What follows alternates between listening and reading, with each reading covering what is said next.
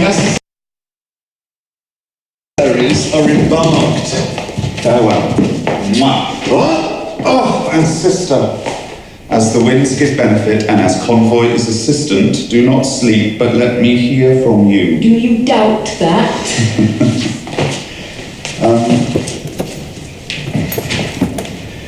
For Hamlet and the trifling of his favour, hold it a fashion and a toy in blood, a violet in the youth of primy nature, forward, not permanent, sweet, not lasting, the perfume and suppliance of a minute, no more. No more, but sir. Think it no more. Perhaps he loves you now, and now no soil nor caudle doth besmirch the virtue of his will, but you must fear. His greatness weighed, his will is not his own, for he himself is subject to his birth. He may not, as unvalued persons do, carve for himself, for on his choice depends the safety and the health of this whole state. And therefore must his choice be circumscribed unto the voice and yielding of that body whereof he is the head. Then if he says he loves you, it fits your wisdom so far to believe it, as he in his particular act and place may give his saying deed, which is no further than the main voice of Denmark goes with all. Then weigh what loss your honour may sustain, if with too credent ear you list his songs, or you lose your heart, or your chaste treasure open to his unmastered importunity. Fear it, Ophelia. Fear it, my dear sister, and keep you in the rear of your affection out of the shot and danger of desire. Well, be wary then. Best safety lies in fear. Youth to itself rebels, though none else near. I shall the effect of this good lesson keep as watchman to my heart.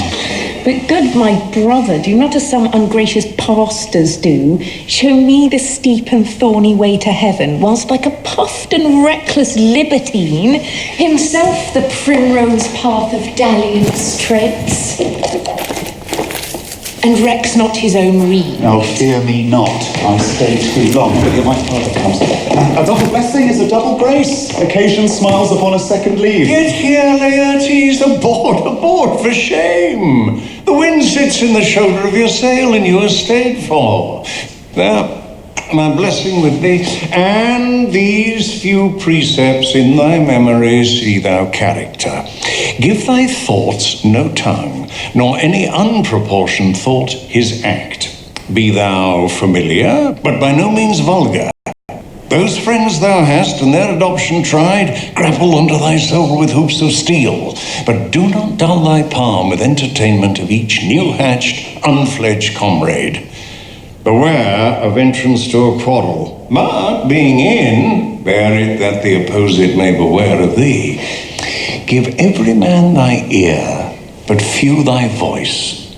Take each man's censure, but reserve thy judgment.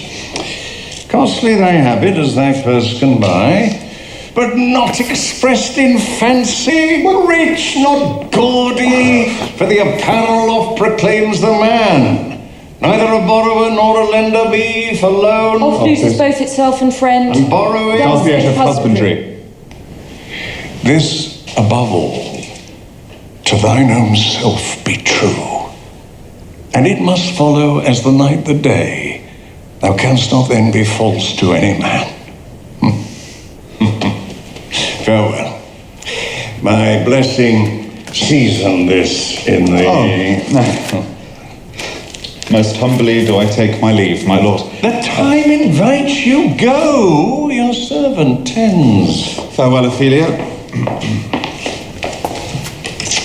And remember well what I have said to you. 'Tis in my memory locked, and you yourself shall keep the key of it. Farewell.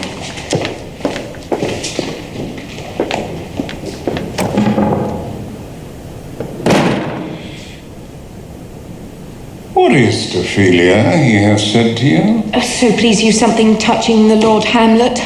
Very well bethought. 'Tis told me he hath very oft of late given private time to you, and you yourself have of your audience been most free and bounteous. If it be so, and so 'tis put on me, and that in way of caution, I must tell you, you do not understand yourself so clearly as it behoves my daughter and your honour. What is between you? Give me up the truth. He hath, my lord, of late made many tenders of his affection to me. Affection? Ah! You speak like a green girl, unsifted in such perilous circumstance.